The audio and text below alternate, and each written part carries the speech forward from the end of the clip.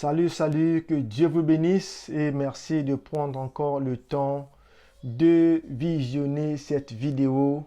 Je vous encourage à partager, à commenter et à poser des questions si vous en avez. Aujourd'hui, nous allons parler d'une doctrine biblique, une doctrine chrétienne qui est beaucoup contestée par nos frères musulmans. Cette doctrine qui dit que Jésus a porté le fardeau de nos péchés. Et cette doctrine est contestée par nos frères musulmans. Alors, cette doctrine est bien biblique. Nous allons voir d'abord quelques passages dans la Bible. Quand nous lisons Ésaïe chapitre 53, alors le verset 5, vous pouvez voir à l'écran, il est dit ceci, « Mais il était blessé pour nos péchés, brisé pour nos iniquités. Le châtiment qui nous donne la paix est tombé sur lui et c'est par ses maîtressures que nous sommes guéris. » Ici, 700 ans avant l'arrivée du Seigneur Jésus sur la terre, le prophète Ésaïe avait déjà prophétisé que le Seigneur Jésus serait blessé pour nos péchés, brisé pour nos iniquités. Autrement dit, qu'il porterait le fardeau de nos péchés pour que nous soyons sauvés. On peut aussi lire un autre passage dans le Nouveau Testament. 1 Pierre, chapitre 3, le verset 18, il est dit ceci, « Christ aussi a souffert une fois pour les péchés, lui juste pour des injustes, afin de nous amener à Dieu, ayant été mis à mort quant à la chair, mais ayant été rendu vivant quant à l'esprit. » Donc il y a beaucoup de passages qui montrent que Christ a porté le fardeau de nos péchés à la croix pour que nous soyons sauvés. Alors, j'ai mentionné deux passages. Alors, je disais que les frères musulmans contestent cette doctrine. Alors, ils contestent cette doctrine en se basant aussi sur plusieurs passages du Coran. Alors, je vais montrer deux passages du Coran que les frères musulmans utilisent pour contester cette doctrine. Alors, on peut lire par exemple la sourate 6, ayat 164. Il est dit ceci. Alors, vous voyez à l'écran. Dit, chercherai-je un autre Seigneur que Dieu, alors qu'il est le Seigneur de toutes choses. Chacun acquiert le mal qu'à son détriment. Personne ne portera le fardeau d'autrui. Alors, vous voyez ici, dans le Coran, il est bien écrit que personne ne portera le fardeau, c'est-à-dire la responsabilité d'autrui. Puis, vers votre Seigneur sera votre retour et il vous informera de ce en quoi vous divergez. Voici un passage dans le Coran qui montre que personne ne portera le fardeau d'autrui. Voilà, on peut lire un autre passage encore dans le Coran. On va voir donc la sourate 17. La sourate 17. Voilà, on va lire ayat 15. Sourate 17, ayat 15.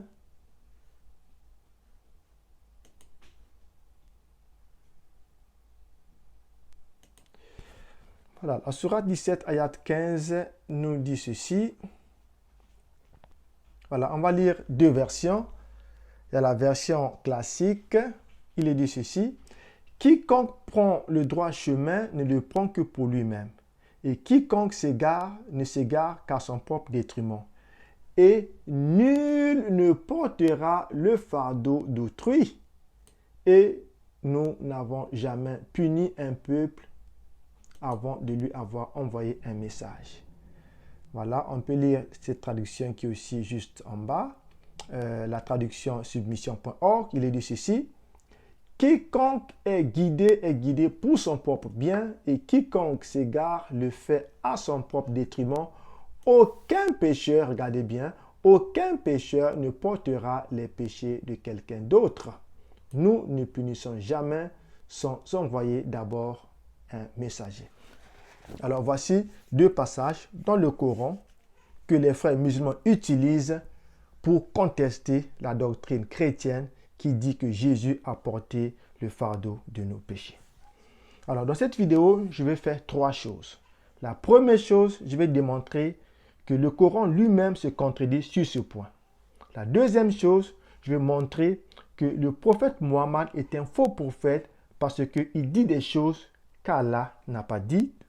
Et enfin, je vais démontrer que le Seigneur Jésus, basé sur le Coran et la Bible, est le seul espoir pour le pardon des péchés. Alors, voyons la première chose, que le Coran se contredit lui-même sur ce point. Alors, nous venons de lire deux passages qui montrent que aucun pécheur ne portera les péchés de quelqu'un d'autre ou nul ne portera le fardeau d'autrui. Mais si nous lisons un autre passage, alors c'est la sourate 16. La sourate 16. À la sourate 16, à partir du verset 22 jusqu'à 25, ce passage il est un peu long, donc je l'ai copié et je l'ai mis dans un document Word pour que nous le lisons directement. C'est la sourate 16, voilà, je vous le mets à l'écran, ayat 22 jusqu'à 25. Il est dit ceci: votre Dieu est un Dieu unique. Quant à ceux qui ne croient pas en l'au-delà, leur cœur nie et ils sont arrogants. Absolument, Dieu sait tout ce qu'il dissimule et tout ce qu'il déclare. Il n'aime pas ceux qui sont arrogants. Verset 24. Lorsqu'on leur dit « Qu'est-ce que votre Seigneur a fait descendre ?» ils disent « Des contes d'anciens. » Écoutez bien le dernier verset, c'est-à-dire la sourate 16, ayat 25. Ils seront tenus responsables pour leurs péchés au jour de la résurrection et, eux tous, en plus des péchés de tous ceux qu'ils ont fourvoyés par leur ignorance. Quel misérable fardeau. Alors, c'est le dernier ayat qui m'intéresse ici. Comme vous voyez, il est écrit « Ils seront tenus responsables pour leurs péchés au jour de la résurrection, eux tous, en plus des péchés de tous ceux qu'ils ont fourvoyés par leur ignorance. » Donc ici, nous voyons qu'au jour du jugement, il y a des gens qui seront tenus responsables des péchés d'autres personnes en plus de leurs propres péchés. Alors, je vais lire ce dernier ayat, c'est-à-dire que la sourate 16, ayat 25 dans une autre version. On va voir ce qu'il est dit. Ayat, sourate 16. La sourate 16. Voilà, ayat 25. Ayat 25.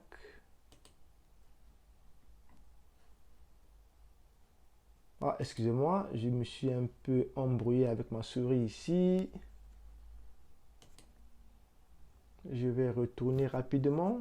Désolé.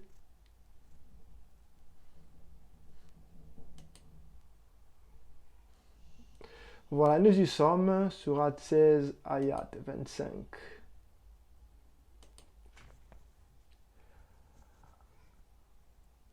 Voilà, nous y sommes. Quand nous disons par exemple la traduction droit chemin, voilà, à l'écran, il est dit qu'ils portent entièrement leur fardeau le jour de la résurrection, ainsi qu'une partie des fardeaux de ceux qu'ils égarent. Donc, ici, nous voyons qu'il y a des personnes au jour de la résurrection qui vont porter leur propre fardeau et le fardeau de ceux qu'ils égarent. Or, qu'est-ce que nous avons lu dans la sourate 17, ayat 15, que personne ne portera les fardeaux d'autrui. Or, ici, on voit bien que certaines personnes porteront les fardeaux d'autres personnes. Alors, on peut aussi lire un autre passage, juste pour montrer la contradiction que je trouve mentionnée dans le Coran sur ce point. On peut lire la sourate 29, ayat 12 à 13. Alors, ayat 12. Voilà, ayat 12, il est dit ceci, la traduction droit chemin par exemple, dit « Ceux qui ont dénié ont dit à ceux qui ont cru, suivez notre chemin et nous porterons vos fautes. Mais ils ne porteront rien de leurs fautes, car ce sont des menteurs. » Ça, c'est la sourate 29, ayat 12. Alors ici, il est dit, suivez notre chemin et nous porterons vos fautes. mais ils ne porteront rien de leur faute car ce sont des menteurs. Mais écoutez ce que dit l'ayat qui suit, c'est-à-dire 13. Dans le 13, il est dit ceci. Ils porteront leur fardeau et d'autres fardeaux en plus de leur propre fardeau. Et ils seront interrogés le jour de la résurrection sur ce qu'ils inventaient. Donc, on voit ici les gens, ils porteront leur fardeau et d'autres fardeaux en plus de leur propre fardeau. Donc, on voit ici une grande contradiction. On a vu la sourate 6, ayat 164, la sourate 17, ayat 15, où il est dit que nul ne portera les fardeaux d'autrui, aucun pécheur ne portera les péchés d'une autre. Mais ici, nous voyons, dans ces deux derniers sourates, qu'il y aura des personnes qui porteront non seulement leur propre fardeau, mais aussi les fardeaux de ceux qui seront égarés au jour de la résurrection. Donc, voici la première chose que je vais démontrer dans cette vidéo, la contradiction qu'il y a dans le Coran sur ce point. La deuxième chose que je vais démontrer, c'est que le prophète Mohammed dit des choses qui sont contraires à ce que Allah aurait dit dans le Coran. Puisque le Coran, c'est la parole d'Allah. Et les hadiths, ce sont les paroles du prophète Mohammed. Qu'est-ce que le prophète Mohammed nous dit dans les hadiths? Alors, je vais vous donner un hadith. On va lire avec vous Sahih Muslim, livre 37, le numéro 66-65. Quand sera le jour de la résurrection, Allah livrera à chaque musulman un juif ou un chrétien et dira, c'est votre sauvetage de l'enfer. Donc, au jour de la résurrection, Allah va livrer un juif ou un chrétien pour que ceci soit un sauvetage pour les musulmans, pour que les musulmans n'aillent pas en enfer. Alors, comment cela va se faire de manière pratique? Alors, je vais vous étonner. Si vous ne connaissez pas ces choses, alors regardez ce qu'il est dit dans Sahih Muslim, livre 37, le numéro 66-66.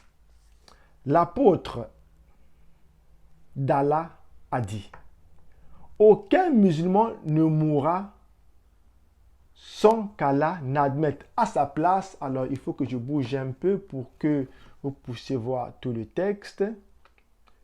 Voilà. N'admette à sa place un juif ou un chrétien dans le feu de l'enfer. L'apôtre d'Allah a dit, aucun musulman ne mourra sans qu'Allah n'admette à sa place un juif ou un chrétien dans le feu de l'enfer. Donc, vous voyez ici, les juifs et les chrétiens vont prendre la place des musulmans en enfer. Alors, voyons ce que Allah va faire pratiquement pour accomplir cela, pour que les musulmans n'aillent pas en enfer. Qu'est-ce que Allah va faire? Le prophète Mohammed nous dit dans Sahih Muslim, livre 37, le numéro 66-68 affiché à l'écran. Il viendra des gens parmi les musulmans le jour de la résurrection avec des péchés aussi lourds qu'une montagne. Allah les pardonnera et il mettra à leur place les juifs et les chrétiens. Donc, vous voyez ce que le prophète Mohammed nous dit dans les hadiths.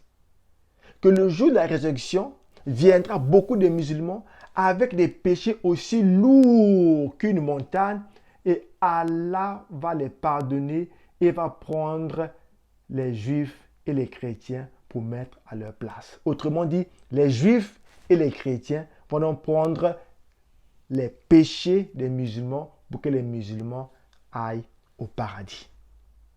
Ceci est contraire à ce que Allah aurait dit dans le Coran, puisque dans le Coran, Allah dit que personne ne portera le fardeau d'autrui. Alors, je vais vous montrer encore un autre hadith qui est très intéressant. Cet hadith, je ne l'ai pas eu en français. je vais vous donner les références en anglais. S'il vous plaît, cherchez bien cet hadith. Je l'ai trouvé en anglais seulement. Je vais faire la traduction en français. C'est 110 hadith Qudsi, le numéro 1. Alors, je vais vous donner la traduction en français. Alors, c'est-à-dire, les références que je vous donne ici sont en anglais. Donc, si vous cherchez la version anglaise, vous allez voir la 10 en question. Donc, c'est le numéro 8. Je vais vous lire ce que le prophète Mohammed dit. Le messager d'Allah a dit, le jour de la résurrection, ma Oumma, c'est-à-dire ma nation, sera rassemblée en 3 groupes. Une sorte entrera au paradis sans rendre compte de ses actes. Une autre sorte sera considérée comme un compte facile et admise au paradis. Une autre espèce encore viendra, portant sur son dos des tas de péchés comme de grandes montagnes. Allah demandera aux anges, bien qu'ils les connaissent mieux, qui sont ces gens? Ils répondront, ce sont vos humbles esclaves. Il dira, déchargez-les de leurs péchés, regardez bien, déchargez-les de leurs péchés et mettez-les sur les juifs et les chrétiens. Alors, laissez les humbles esclaves entrer au paradis en vertu de ma miséricorde. Donc ici, nous voyons encore que les chrétiens et les juifs vont porter les fardeaux des musulmans pour que les musulmans puissent entrer au paradis. Donc ici, le point, c'est que le prophète Mohammed est un faux prophète parce qu'il dit le contraire de ce que Allah dit dans le Coran. Ici, c'est terrible de voir que Allah va ordonner aux anges de décharger les musulmans de leurs péchés qui sont lourds comme les montagnes et les mettre sur les juifs et les chrétiens pour que les musulmans aillent au paradis. Alors, le dernier point que je veux montrer, c'est que selon la Bible et selon le Coran, Jésus est le seul à prétendre porter les péchés des hommes pour que ceux-ci soient sauvés. Alors, je vais lire la sourate 17, ayat 15. La sourate 17, ayat 15. Nous avons déjà lu ce passage, nous allons encore le relire. Il est dit ceci, sourate 17, ayat 15. Voilà, vous voyez à l'écran. Quiconque est guidé pour son propre bien.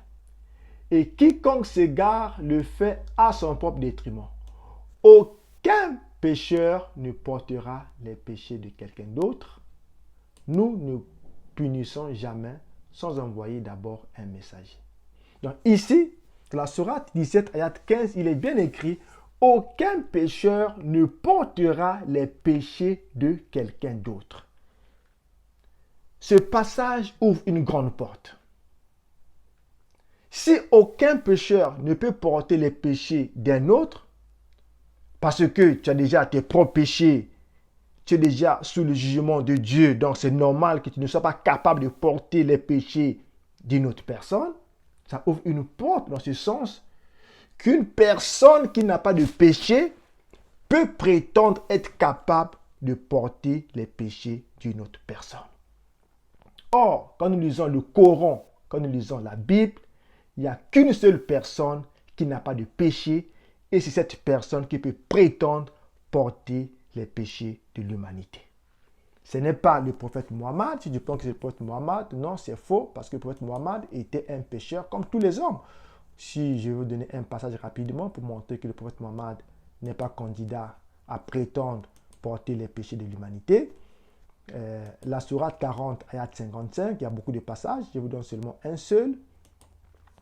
Voilà, la sourate 40, ayat 55, il est dit ceci. Voilà. Donc, sois patient, car la promesse de Dieu est vraie, et implore le pardon pour ton péché et glorifie et loue ton Seigneur nuit et jour. Voilà. Le prophète Mohammed doit implorer le pardon pour son péché. Donc, il ne peut pas prétendre porter le péché d'autres personnes. Or, nous savons qu'il y a une personne qui n'a pas commis de péché. Quand nous lisons dans Hébreux chapitre 4, le verset 15, il est dit ceci, car nous n'avons pas un souverain sacrificateur qui ne puisse compatir à nos faiblesses. Au contraire, il a été tenté comme nous en toutes choses sans commettre de péché. Sans commettre de péché. Donc, la seule personne qui peut prétendre porter les péchés de l'humanité s'appelle Jésus-Christ de Nazareth. Alors, bien-aimés, Jésus est le sauveur du monde. Il est mort à la croix. Il a porté nos péchés pour que nous soyons sauvés. Voici, bien-aimés, si vous avez des questions, si cette vidéo vous fait du bien, alors partagez-la, faites des commentaires afin que beaucoup de gens soient informés que Jésus est le sauveur du monde. Demeurez bénis.